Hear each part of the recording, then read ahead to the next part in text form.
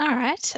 So next on our agenda is our Advanced MIS user group session with two separate presentations from University of Queensland and Deakin University. We'll take questions after each presenter. So we'll start with Natalie Hull, who is Learning Resources Assistant Manager at the University of Queensland. And I believe that Nick Fitt, who is Testing Analytics Manager at UQ, will also be around to help answer questions. I will stop sharing, Natalie, so you can share your presentation.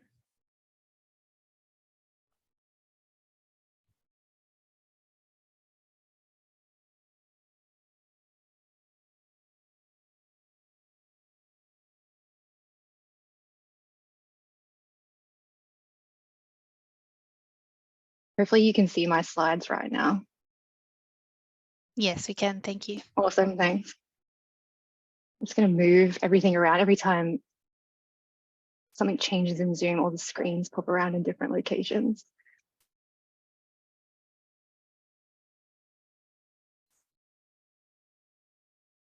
So I might not see if someone has a chat question, but that's okay.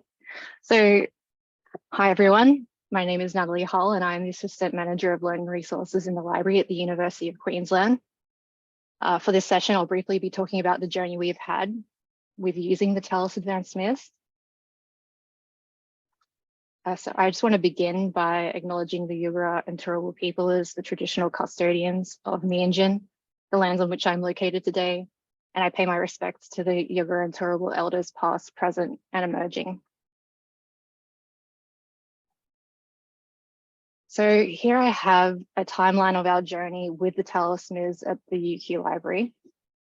We went through a tender process between 2019 and 2020, which resulted in a reimplementation of Talis Aspire as the reading list system here, and also the implementation of the new Advanced MIS, which I think was released in the first half of 2020. It's a bit of a blur, so hopefully it's somewhat accurate. Implementing the MIS required some changes to our tenancy settings so the data captured could be more complete, and these changes included switching on the default list privacy to private to ensure that users were authenticated when they were using the Talis list. And we also turned on the use of automated profiles.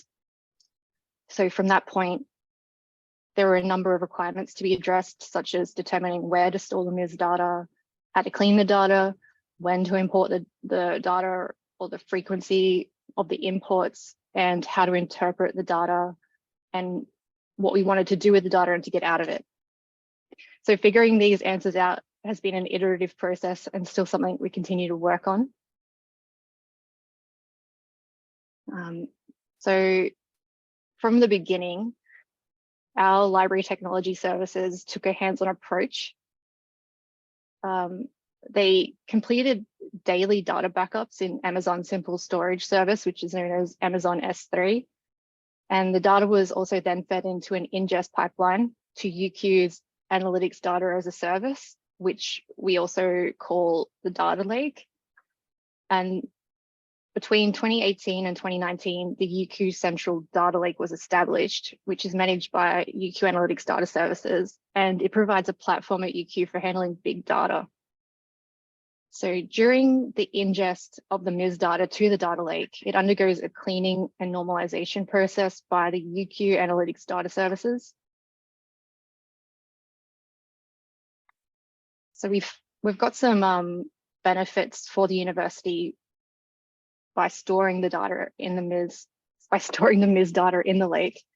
So firstly, there's a long-term view of the data. So as Talis MIS is a sliding window, capturing and storing the data over the long term allows for comparisons between years and semesters.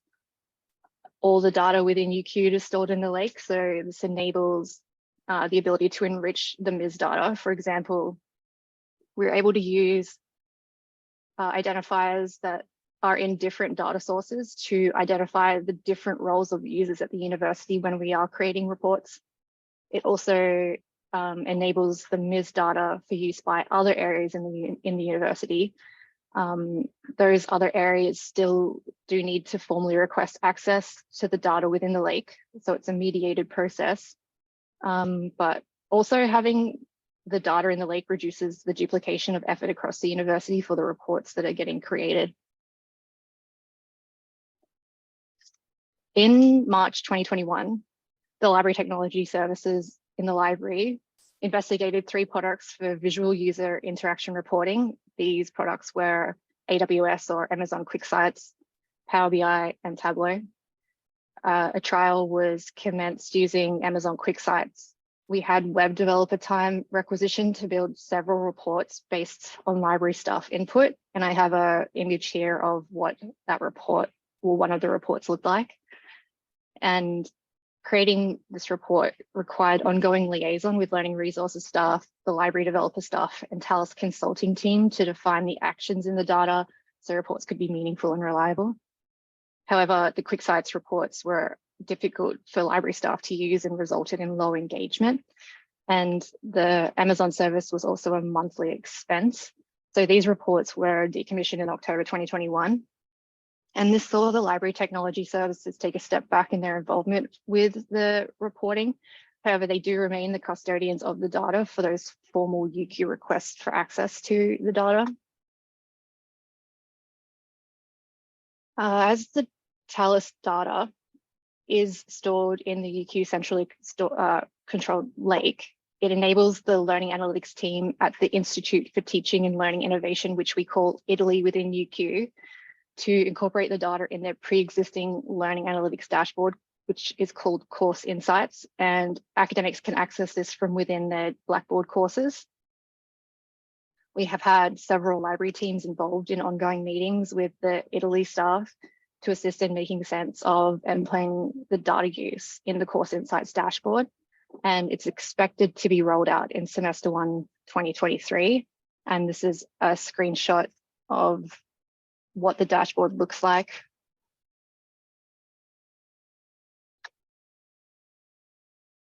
So although the Amazon QuickSights dashboard was decided against within the library, there was still hopes to create some analytics reports that would assist with decision-making and teaching support. In July 2021, an analytics staff member, Nick, within the library was requisitioned to develop internal dashboards using Power BI. The Power BI dashboard was created with several reports. So firstly, list status to identify which lists are published and by what user group. For example, if it was by academics or library staff. Also academic engagement or behavior, the importances that are used on Talis lists, online resources on the list, and digitization usage by students. This required working closely with our analytics staff to interpret the data and ensure reports were meaningful and accurate, as well as automated and had longevity in mind. We also had workshops with liaison librarians to acquire feedback on the dashboard, as well as discuss how the reports could be used to inform conversations with academic staff on reading list materials, and also promote engagement with the Talis reading list system. And these dashboards will be rolled out for use in semester 1, 2023 as well. We've had some things that have cropped up during our experience. So some difficulties with the data during the creation of the reports, for example, some of the data formatting, such as the use of colons. And when there have been changes to the data formatting, the data in the UQ Lake then needs to be rebuilt, which has happened twice at this point in time. Regarding timing, it's unclear the time it takes to get data from production to MIS, and the data in the MIS is also not real time. And there are also complexities in the use of nested data structures when creating visualizations within business intelligence tools such as Power BI. Some deeper data issues have only become apparent after creating some initial reports. But separate to the technical difficulties, there was also a lot of back and forth between the analytics staff and end users of the library dashboard as to how to identify and visualize exactly what was wanted in the reports. And another thing going forward for us to consider will be the impact of the UQ Enterprise Data Governance Program, which is looking at regulatory requirements, access and management of data at UQ.